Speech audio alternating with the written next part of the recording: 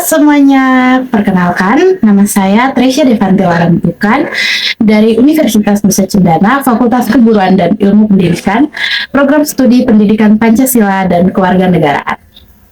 Jadi, hari ini saya akan menjelaskan kepada teman-teman terkait dengan pajak. Pernah nggak sih teman-teman bertanya, dari mana sebenarnya pemerintah mendapat uang untuk membangun sekolah, jalan, dan juga rumah sakit? Jawabannya ada di dompet kita, tapi bukan berarti dengan mencuri ya.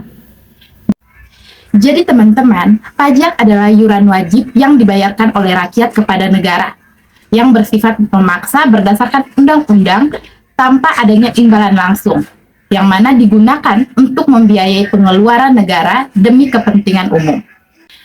Bayangkan kamu tinggal di sebuah kota. Pemerintah membangun jalan, sekolah, rumah sakit, dan memberikan layanan keamanan. Semuanya itu butuh dana.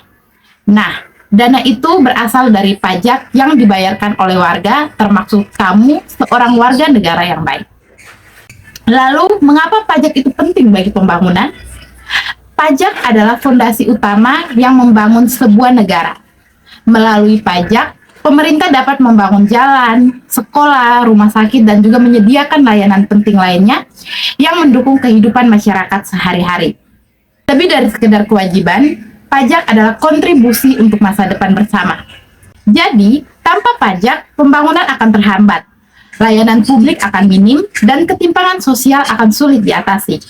Karena itu, membayar pajak bukan hanya soal aturan, tetapi juga tanggung jawab dan kepedulian terhadap kemajuan bangsa. Nah, setelah mengetahui terkait dengan pajak tadi, pasti teman-teman juga akan bertanya tentang kapan seseorang itu dapat memiliki kewajiban dalam membayar pajak. Jadi teman-teman, kewajiban ini berlaku apabila penghasilan dalam 1 tahun itu melebihi batas penghasilan tidak kena pajak atau PTKP yang saat ini ditetapkan sebesar 54 juta per tahun untuk wajib pajak orang pribadi ataupun lajang, dan ditambah 4,5 juta untuk setiap tanggungan maksimal 3 orang. Setelah memenuhi persyaratan tersebut, orang tersebut wajib mendaftarkan diri untuk memperoleh nomor pokok wajib pajak atau NPWP, pembayaran pajak sesuai dengan ketentuan, serta melaporkan surat pemberitahuan tahunan atau SPT kepada Direktur Jenderal Pajak. Nah, jadi apa itu NPWP dan bagaimana cara kita mendapatkannya? Jadi teman-teman, NPWP atau nomor pokok wajib pajak adalah nomor identitas resmi yang diberikan oleh Direktorat Jenderal Pajak kepada wajib pajak, baik perorangan maupun badan usaha, yang mana ini sebagai bentuk tanda pengenal dalam urusan perpajakan. Jadi NPWP digunakan untuk memenuhi kewajiban perpajakan seperti pelaporan dan juga pembayaran pajak.